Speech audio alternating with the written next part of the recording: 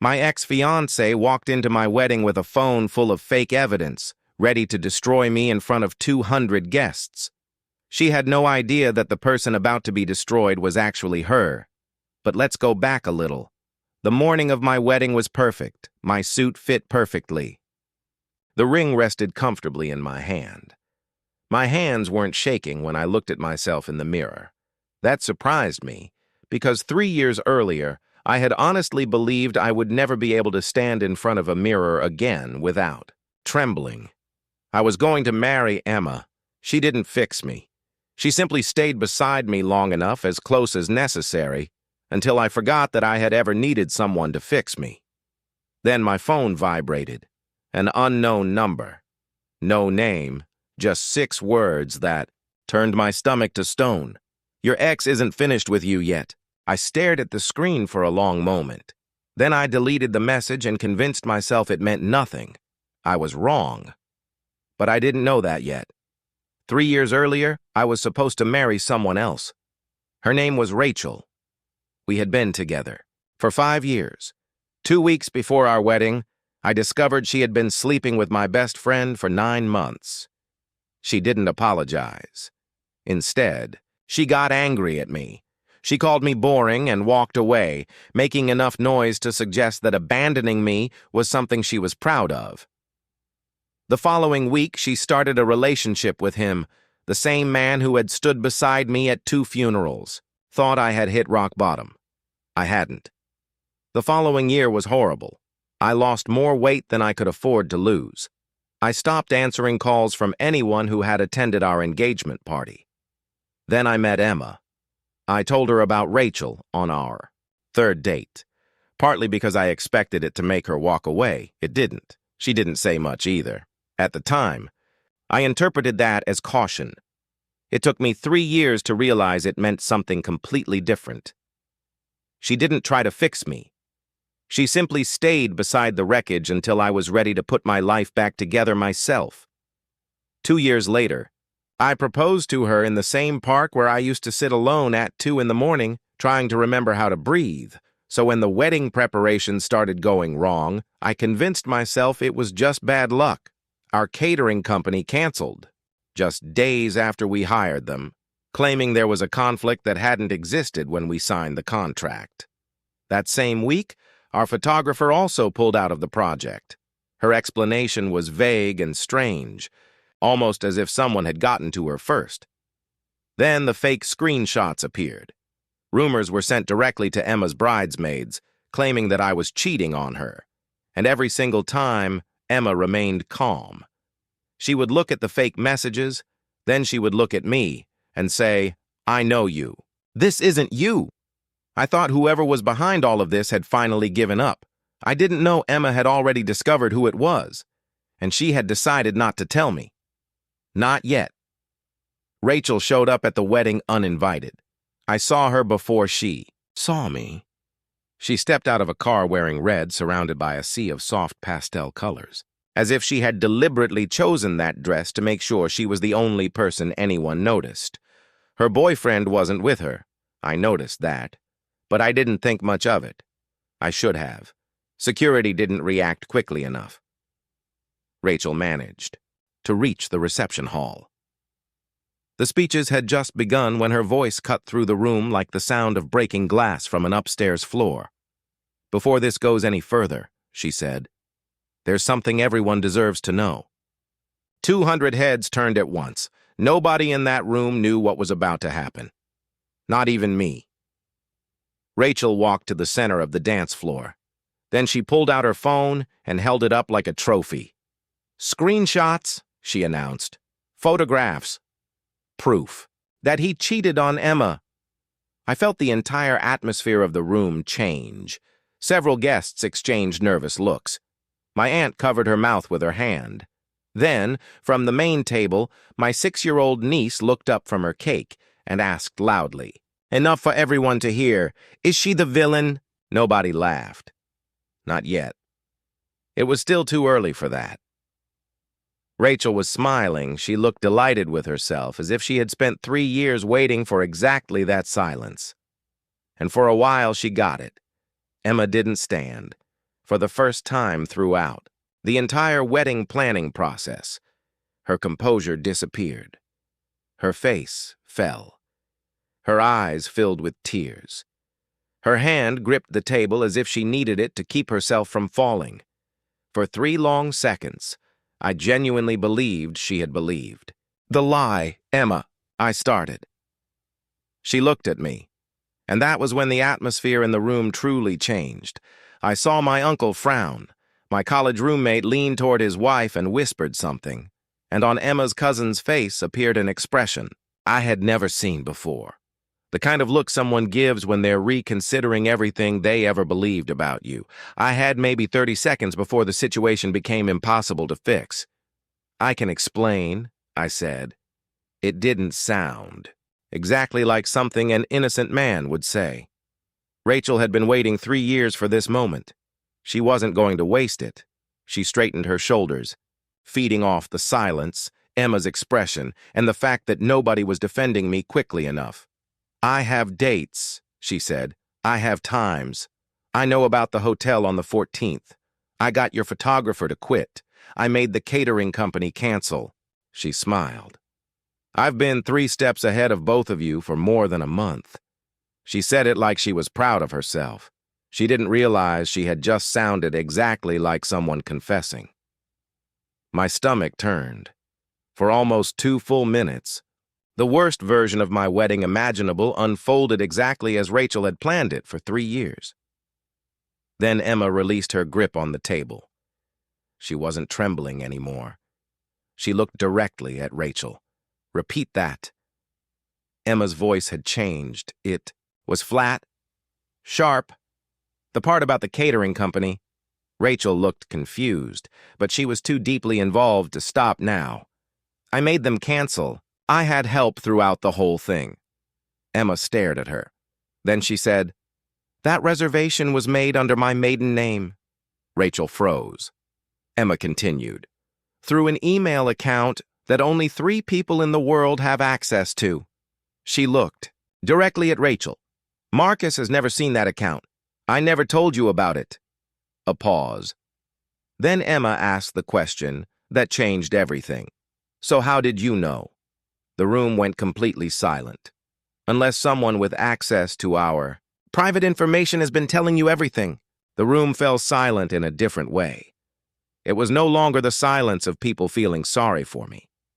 It was the silence of people thinking. Rachel realized her mistake. She lifted her chin.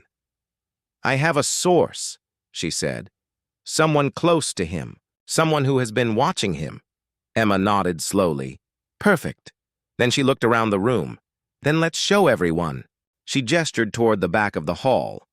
The projector, the same one that had been prepared for our wedding photo presentation, flickered on behind Rachel. But it wasn't showing our photos. It was showing screenshots, messages exchanged between Rachel and 3 different men over the previous 8 months. Hotel reservations, private conversations, plans. Then a voice recording began to play. Rachel's own voice filled the room. She was explaining to someone how easy it was to keep me distracted, while she handled a few things. The entire hall went completely silent. Rachel's smile disappeared. "This is fake," she said. Too quickly. Emma shook her head. "No, it isn't." Then she looked directly at Rachel. "Your boyfriend sent it to me 6 weeks ago." Rachel froze. Emma continued. "He discovered that you were cheating on him too." A few people gasped. "And not with just one person." Rachel's face went pale. "With several." Emma paused.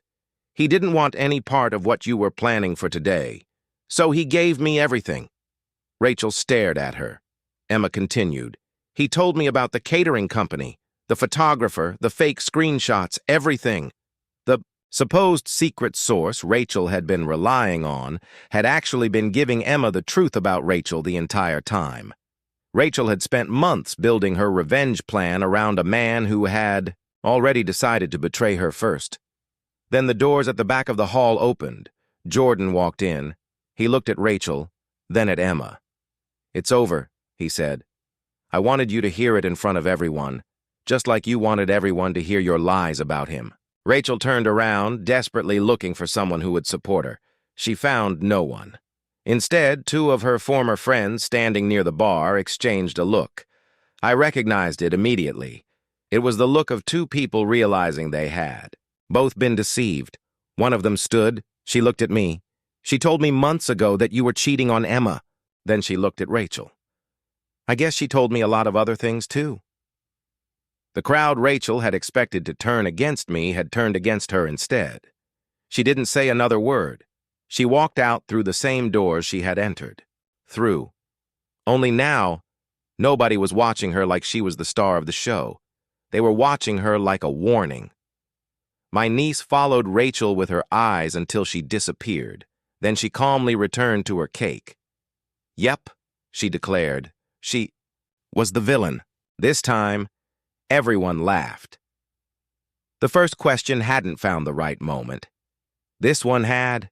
Emma laughed too, right in the middle of the confrontation, still wearing her wedding dress.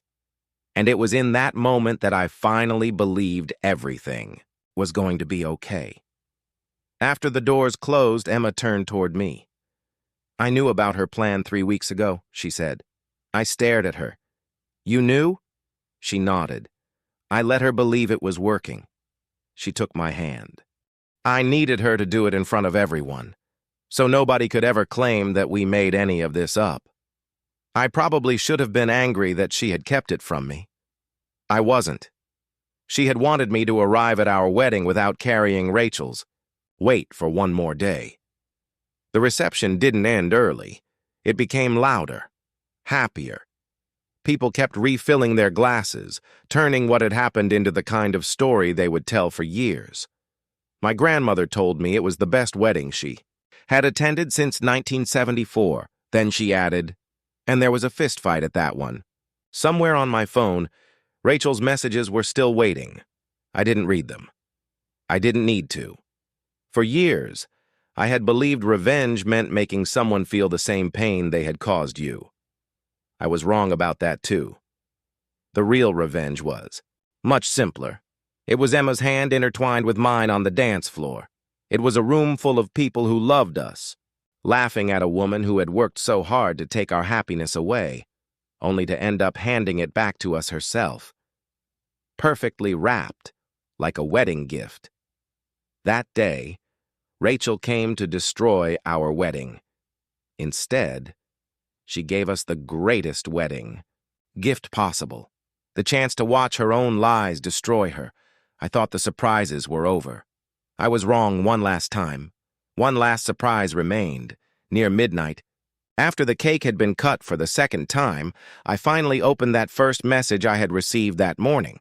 My intention was to block the number forever, but out of habit, I tapped the contact details. A name I already knew appeared on the screen. It wasn't Rachel. It wasn't Jordan. It was Emma. I stared at the screen. She had scheduled that message weeks earlier, the same week Jordan first warned her that Rachel might show up at the wedding. She hadn't wanted me to arrive at that day completely unprepared, but she also hadn't wanted to warn me too much. Not in a way that would make me spend the entire morning rehearsing arguments in my head instead of preparing to marry her. Later, while we were dancing, I asked her about it. She smiled. "I needed you to be a little alert." I raised an eyebrow. "A little?" She laughed. "Not scared, just prepared." She squeezed my hand. "There's a difference." I looked down at the sender's name again, and I started laughing. The warning had never come from Rachel. It had come from my wife. Emma had known exactly how this story would end before. I had even put on my wedding suit. She had trusted me. She had trusted herself. And most importantly, she had refused to let my past ruin our future. For 3 years, I thought Rachel had taken something from me. My trust, my confidence, my ability to believe that someone could actually stay. But standing there with Emma's hand in mine, I finally understood something. Rachel hadn't taken those things from me. She had only delayed the moment when I would find someone who truly deserved them. Emma hadn't saved me. She had simply loved me patiently enough for me to save myself. And that was worth more than any revenge I could have imagined. Rachel came to my wedding expecting to destroy my reputation in front of 200 people. Instead, she exposed herself. She came prepared with fake evidence. Emma answered with the truth. Rachel thought she was walking into the final chapter of my life. She didn't realize she was writing the final chapter of her own. And as the music played, Emma leaned toward me and whispered, "Happy wedding day, Marcus." I smiled. "Best one of my life." She looked at me. "Even with the villain?" I glanced toward the doors Rachel had disappeared through, then back at my wife. "Especially with the villain." Emma laughed, and for the first time in years I laughed, without feeling guilty for being happy. Sometimes the person who tries hardest to destroy your happiness ends up showing you exactly how strong it really is. And sometimes, the best revenge isn't watching someone lose. It's realizing they no longer have the power to hurt you. If you think Rachel got what she deserved, tell me in the comments. And don't forget to subscribe, because the next story is even more unbelievable.